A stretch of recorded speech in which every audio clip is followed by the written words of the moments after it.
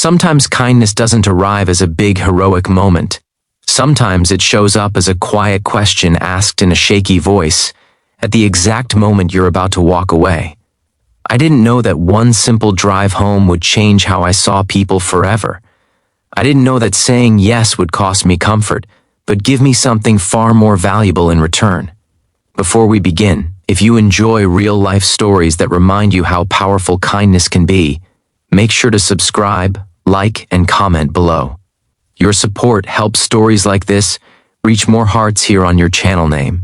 Now, let me tell you what happened. It was one of those office parties that everyone pretends to love. The music was just loud enough to make conversation awkward. Paper banners hung crookedly on the walls. People stood in circles, laughing a little too hard, holding plastic cups they kept refilling. I almost didn't go. I was tired, broke, and honestly ready to go home early. But my manager insisted. "Just show your face," he said. So I did. That's when I noticed her.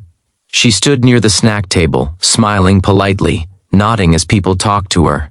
She looked put together on the outside, but something about her eyes felt tired, not bored, not annoyed, just tired, like she'd been holding something heavy for a long time. We'd spoken before, but only in passing. Work emails, small talk in the hallway, nothing personal. As the night wound down, people started leaving in pairs and groups. I grabbed my jacket, ready to head out, when I heard her voice behind me. "Hey, can I ask you something?" I turned around. She was fidgeting with her keys, not quite meeting my eyes. "Sure," I said. She hesitated, swallowed, then said quietly, Can you drive me home? Please?" The word please landed hard. I glanced at the clock. Late.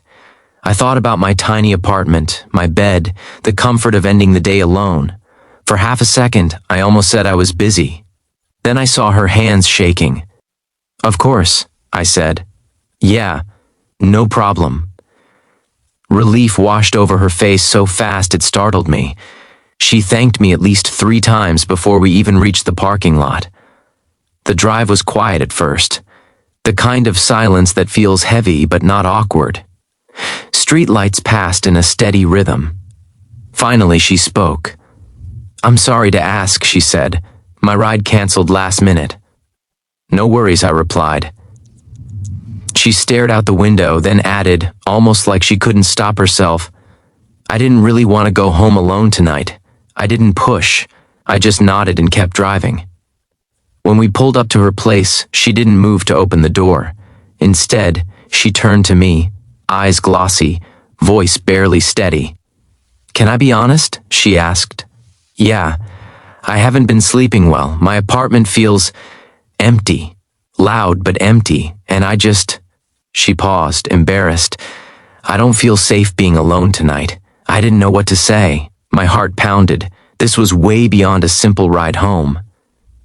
She took a breath, then asked, Would you stay, just for the night?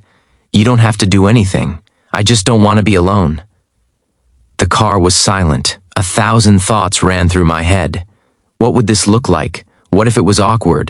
What if people found out? What if I regretted it? And then, without really thinking, I heard myself say, "So, where do I sleep?" Her eyes filled with tears. "Anywhere," she said quickly. "Couch, floor, I don't care." Inside her apartment, the lights were low. It was clean, but it didn't feel lived in. No photos, no warmth, just quiet. She made tea with shaking hands. We sat on opposite ends of the couch, wrapped in silence and steam from the mugs. After a while, she started talking. She told me about the breakup that blindsided her, about moving to the city for work and realizing she didn't really know anyone, about smiling all day at the office and then going home to walls that never talked back. "I didn't want to ask," she said softly. "But tonight, I just couldn't do it alone." "You're not weak for that," I said. She looked at me like no one had ever said that before. That night, I slept on the couch with a blanket she apologized for at least twice. I barely slept, but not because I was uncomfortable. I kept thinking about how close she'd been to asking no one. In the morning, she made breakfast, burned the toast, laughed for the first time since I'd known her. "Thank you," she said, standing in the kitchen doorway. "You have no idea what last night meant to me." "I think I do," I replied. We didn't talk about it much after that. At work, things stayed professional. But something had shifted. She smiled more. She spoke up in meetings. She looked lighter. A few weeks later, she stopped by my desk. "I signed up for a support group," she said, "and I joined a yoga class. I'm doing better." "That's great," I said, genuinely happy. She hesitated, then added, "I tell people that night changed things for me." I shook my head. "All I did was give you a ride." She smiled softly. "No, you stayed. Years have passed since then. We don't work together anymore. We don't talk often, but every now and then I get a message from her. Just 3 words, still grateful, always." That night taught me something I'll never forget.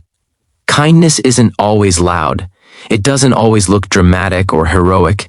Sometimes it's uncomfortable. Sometimes it costs you sleep. Sometimes it asks you to step into someone else's fear without knowing how it will end. But those moments matter, because you never know how close someone is to giving up on asking for help. And sometimes staying, just staying, is enough to change a life. So if someone ever looks at you and asks quietly, "Can you stay?" If you can, stay. You might never fully see the impact, but I promise you, it will echo longer than you think.